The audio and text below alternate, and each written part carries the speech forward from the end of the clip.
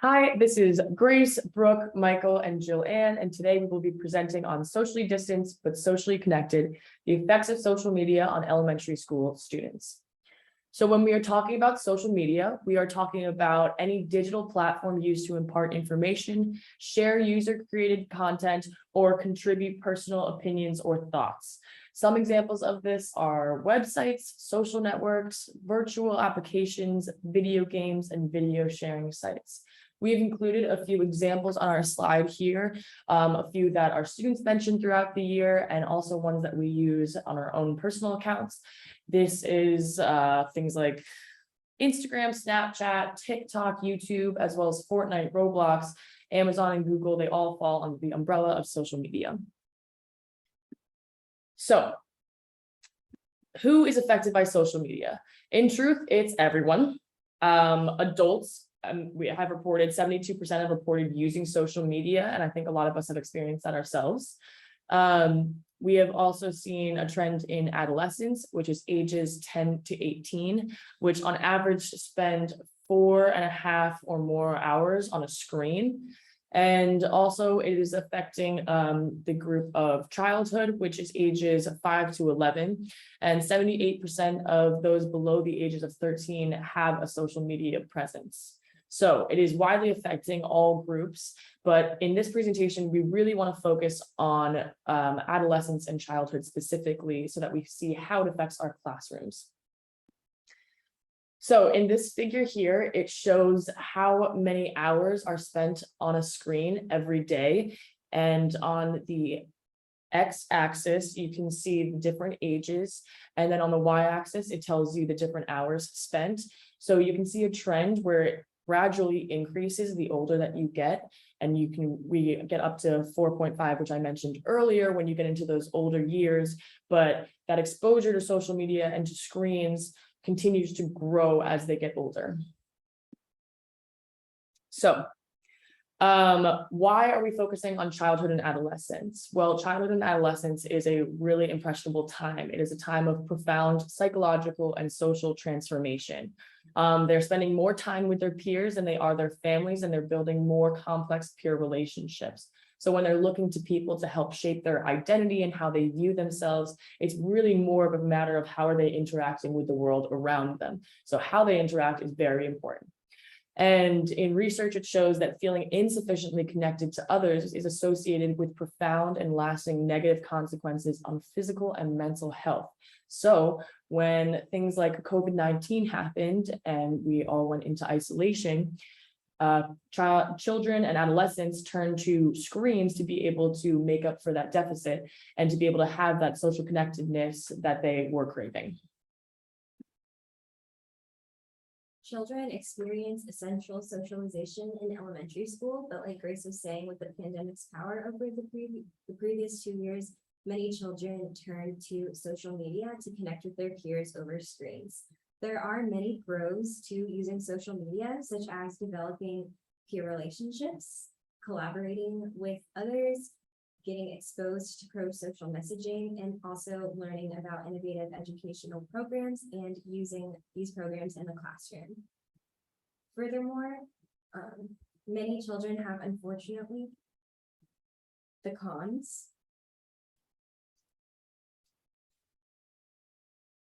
However, some cons are that children can talk to strangers online. In one study, researchers found that 56% of children use social media to interact with friends, but there was a staggering statistic that 28% of children knew they were talking to someone they did not know in person or through family members online, but they still continue to do so anyways. This reveals that parents need to take a role and help their children understand the importance of staying away from strangers, hence the term stranger danger. Also, with the impact of COVID-19, many students have turned to using just social media and have almost lost the ability to interact with their peers in person. We saw this effect when our students returned to in-person classrooms. It was almost like we had to teach them how to be people again and how to have friends in the real world, because they were so used to being able to carefully choose what they were typing into a message box over a video game and only talking to others through avatars. Additionally, social media really affects elementary students' self-esteem and identity formation. Studies have shown that screen time directly corresponds to the emotional states of students, and that after students have spent time using online platforms, specifically YouTube, they showed less ability to use their executive functioning skills, such as finishing work, being level-headed, following directions, and overall just being less cooperative. Furthermore, research has also shown that social media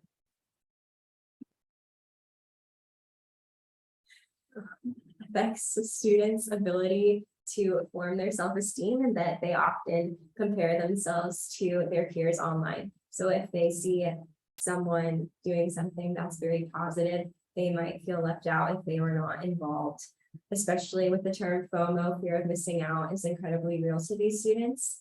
Some students also seek validation from others on these platforms, and the number of likes they receive on a post or a picture will literally crush them or make them feel like the greatest person in the world.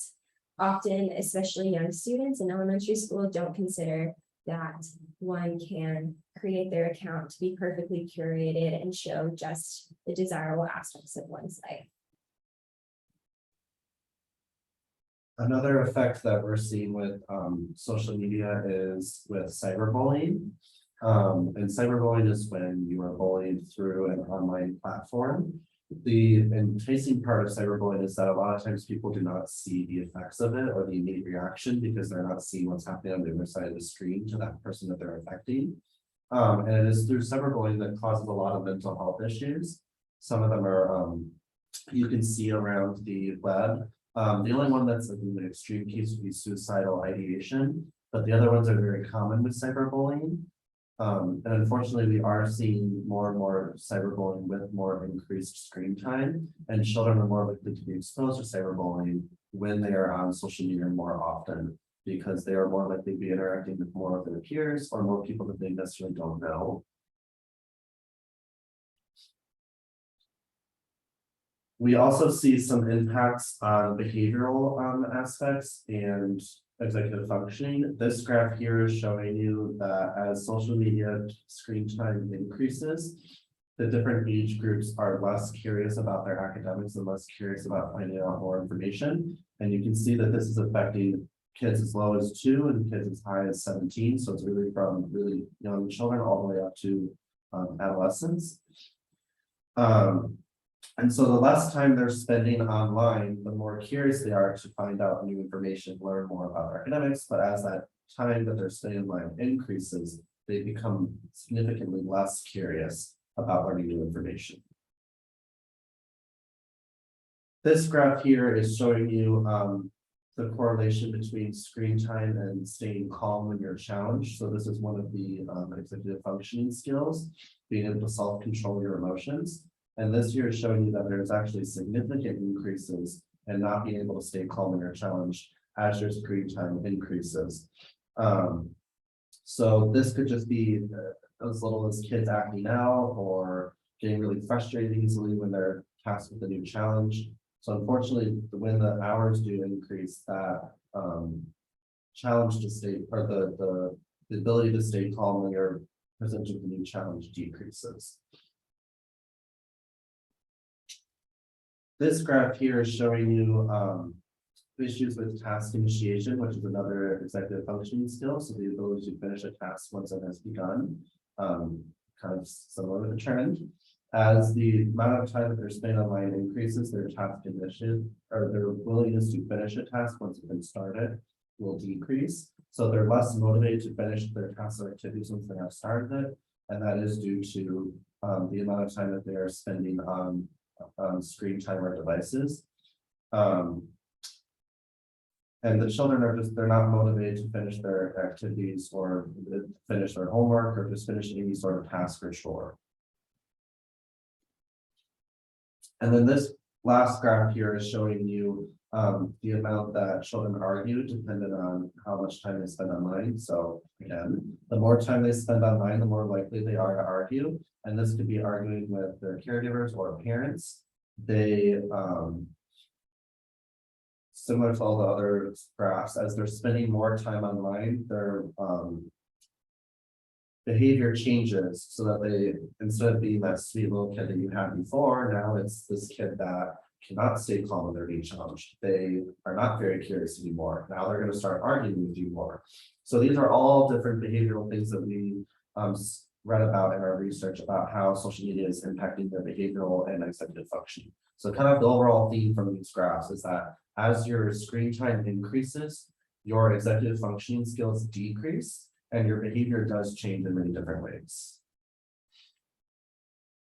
In our research, we also came across a few effects that screen time has on your physical health as well as your mental health. So here are the three largest impacts that we read about. Number one would be sleep deprivation. A high percentage of students or elementary aged children were reported to be using screens every night before bed, and that exposure to light before they go to sleep has affected their melatonin levels and has affected their sleep cycles. As a result, that affects their memory retention, and they have a lack of attention in the classroom. Additionally, there has been issues with dry eyes, where this amount of screen time leads to issues like incomplete blinking, and there have been associations with eye disease. So these screens and the amount of time that they spend on them can have really poor impacts on your eyes and your optic ability. Lastly, there was conversation about the sedentary activity. There has been reported 60% of children that exceed the recommended 2 hours a day. And by doing that and exceeding that time, they have depleted their motivation and they ignore their responsibilities such as homework and studying. Additionally, the trade-off for the sedentary activity is physical activity. So they're spending less time outside exercising, moving their body, which has been associated with a lot of positive effects. So the more time they spend sitting down behind a screen, they are leading to things such as obesity or other physical issues that are associated with this increased screen time. So why does this matter to us as elementary school teachers? I know one of the hardest lessons I learned in this past year teaching was my students are with me from 7:30 until 3:30. And then at the end of the day, once they leave me, I have no control over what happens next while they're at home or wherever they go. And so if social media usage is mainly happening in the home, what can I do about it when they leave my area of control?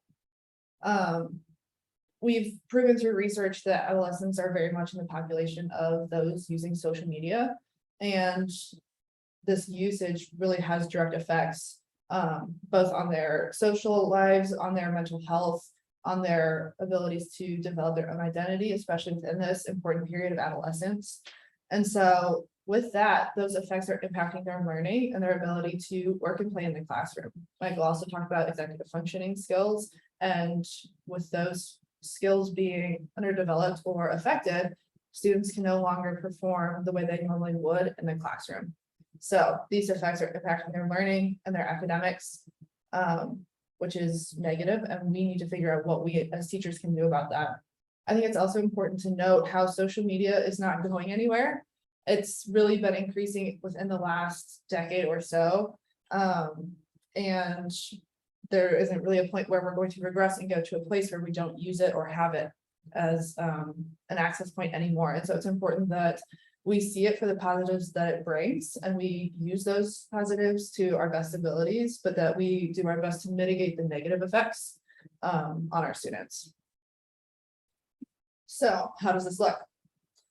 It's important that we're aware of those positives and negatives because our students are sponges. And even though we teach young ones, we shouldn't be afraid to explain appropriately to students how to use social media in ways that benefit them and help steer them away from the ways that it could negatively impact them. So one thing that we could do is utilize the benefits of social media and technology in the classroom.